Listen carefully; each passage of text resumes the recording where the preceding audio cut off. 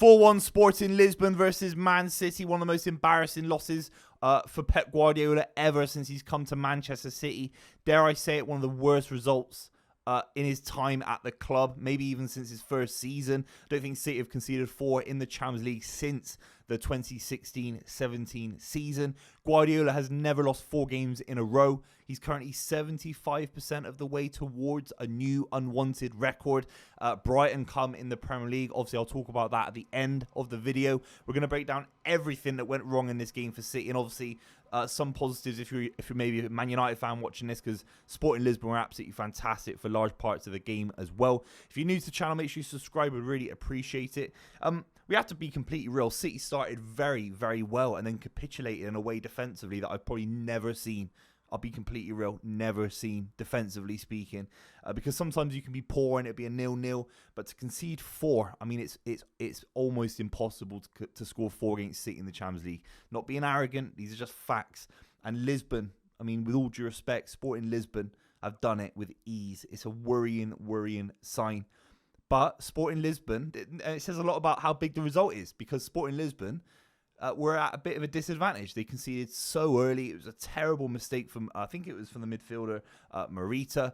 Bang, he loses the ball. Phil Foden gets a shot off down the keeper's neck, and the keeper should be absolutely stopping it, and he fluffs it. It's absolutely terrible keeping, terrible defending from Lisbon, and you think actually City are going to just cruise to a 1-0 professional performance. Thanks very much. On to Brighton. Manage the injuries, get a few kids playing. That's what every City fan was thinking, let's be completely real. And it just didn't transpire in that way. The way that Victor Gyökeres was able to break through the lines 30-odd minutes later, City had so much possession. Haaland misses, obviously, big chances. We'll talk about those in a minute as well. But Victor Gyökeres gets the equaliser 38 minutes in. The way he's able to break through the City line was, again, embarrassing. It all starts from the midfield. The pressing, the running from Bernardo Silva, from Phil Foden. It's not to be overly critical as if they're not running, but for some reason the spaces and the gaps between the lines are just getting bigger and bigger. I don't know if that's down to Rodri's athleticism, if he can cover the space, or even it's just his communication as he's in midfield, because Kovacic today, poor. Really poor. Mateus Nunes, you're expecting for a little bit of spark. He's probably been one of the better players for City in the last couple of weeks, and he's been part of back-to-back losses in the League Cup to Spurs and then Bournemouth as well, and he was flat as well. It was just shocking. And then the ball around, I think he gets played in, Victor Gyökeres. I think it's around a Kanji. Kanji's miles off, playing him miles on side. And you have to say, got a very, very young kid in Simpson, Jamai Simpson. He didn't look awful, but he did look a little bit. I mean, it was a little bit ridiculous playing him in a game this big. There is no one else to play, really. I mean, Carl Walker's on the bench. You can't play Rico Lewis as a centre-back. John Stones isn't available. Nathan Ake, not really fit. Ruben Diaz, not on the bench. It's a really tough situation that Guardiola has to work through, and he's playing the best players that he thinks he can play. But Simpson looked a little bit off it today, like to a level where it was a little bit uncomfortable maybe.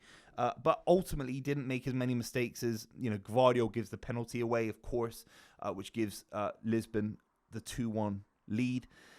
Erling Haaland today, I don't know what happened. He could have had 4 or 5 goals, big chances that he missed, and obviously the penalty that smashes against the crossbar and goes over. It was a harsh penalty. It was ridiculous European kind of style penalty. It was very, very soft, in my opinion. And I think Lisbon deserved maybe it not going in on some level. But Haaland has to be scoring that. And this kind of Man City curse that happened before Haaland came in. Every City fan was jubilant about Haaland coming in and just being the guy that would take the penalties. He stays on the pitch for 90 minutes every game, basically. He's going to take every penalty in this kind of weird situation that City had, where Gundogan missed loads, Sterling missed penalties, De Bruyne missed big penalties, didn't want to take some. He really refused to take penalties at points.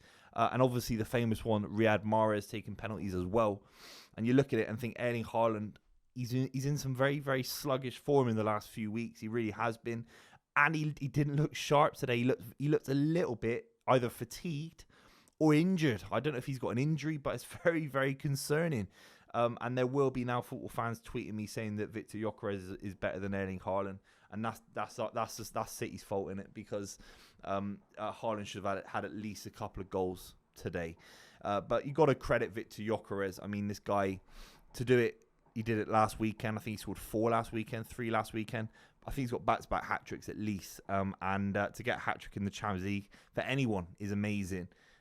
Rarer than you'd think. I mean, if you ask someone like Wayne Rooney or Ruud van Nistelrooy, I doubt they've got more than 1 or 2 Champions League hat-tricks. And Victor Gyökeres to get one against the best side in Europe, arguably, for some people, is a big achievement. No question about it. The finish, I'm not going to talk about his penalties because he took them well, but the finish for the open play goal, the first one, I talked about how he broke through the lines. It was more of a City observation, but his finish on his right foot as well, dinks it almost over the keeper. It was exceptional. A very, very good finish. And the kind of cultured finish that Man United fans will be looking at, potentially coming in to join Ruben Amorim maybe at some point in the future, because he's a very, very big talent, scoring basically every game in the Portuguese league as well. Second half, you're looking for City to do more, aren't you? You're looking for City to get on the ball a little bit, and City certainly did that. It's hard when you go 3-1 down, because obviously Araujo breaks through the City lines. I think Kovacic is pulled right out wide. I don't know what he's doing, gets completely beat. And there's actually a moment, if you take a screenshot of the ball before it's played into Araujo, sorry, it's terrible pronunciation, but if you screenshot the defensive line before the ball gets played into him, I'm not going to say his name again, it's like a Z. It's like a Z line. I mean, it's players all over the pit, all over the place. It's not straight lines. It's not kind of a dynamic kind of defensive wall. It's this strange, disconnected, discombobulated defensive unit that is conceding so many goals, that is so uncharacteristic of City sides. It feels like a knife through butter. Anytime a side gets the ball, they're going to score goals. And we saw this even back when City played Ipswich, even against Inter Milan, which is a 0-0, even against Southampton had chances. You're seeing it a lot this season. It's almost like every side that City have played, there have been at least 1 or 2 major chances where actually, if you flipped a coin, Southampton could have picked up a result potentially. Ipswich, similar, obviously scored an early goal with Smodics. Southampton could have done better. So there's loads of opportunities there, and actually Sporting Lisbon just took their chances today. It was very, very well taken from Araujo, and it was fantastically taken. Should the keeper have done better? You're going to have to let me know in the comments down below. So yeah, I've talked about it. Obviously, to make it 4-1, Victor Gyökeres gets his hat-trick. Just poor defensive decision-making from the back line to give away 2 penalties, to allow someone like Victor Gyökeres, who's quick, but he's not electric, the amount of space that he got to start off his hat-trick. Something has to change massively. I wonder if City need to go to a back 3 until a few players come back. Then you can kind of play Rico Lewis. You can play Kyle Walker. I thought Rico Lewis was poor today, to be honest. I'll be completely real.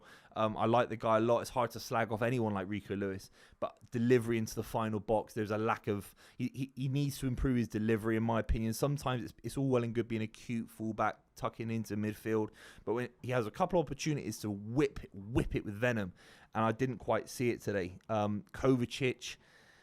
I can't really get behind Kovacic at the moment. I think he goes missing in so many moments. It's always side to side, and he's persevering with it, because I know Savinho came back in today, didn't have a bad game, but this kind of Nunes, Bernardo, Foden, De Bruyne came on. A lot of slow midfielders all playing and occupying in the same spaces. No one breaking the lines.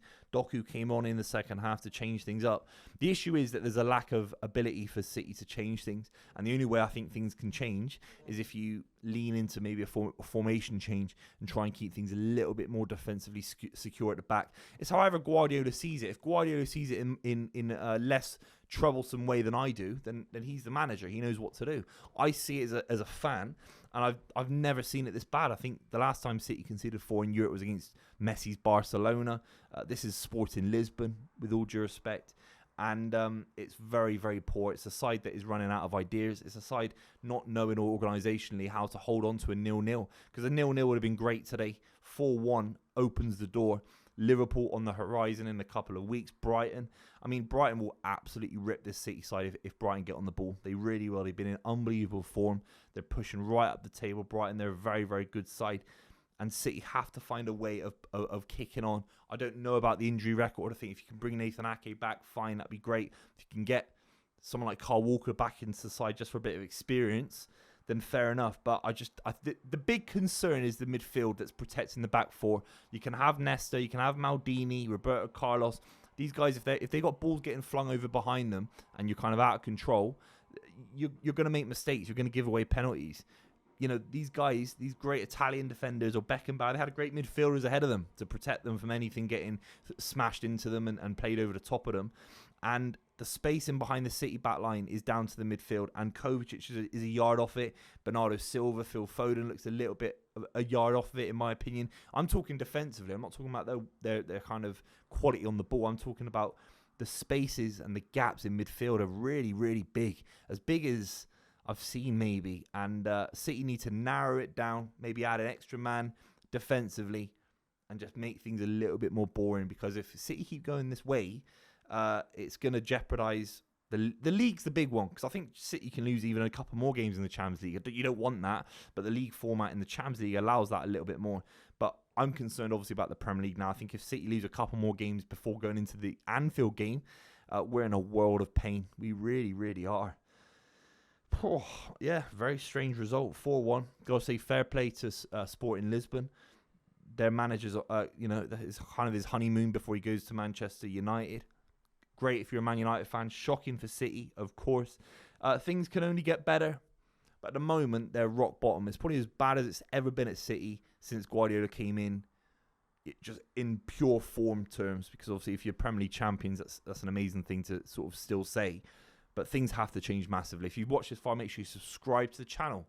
And I'll see you very, very soon.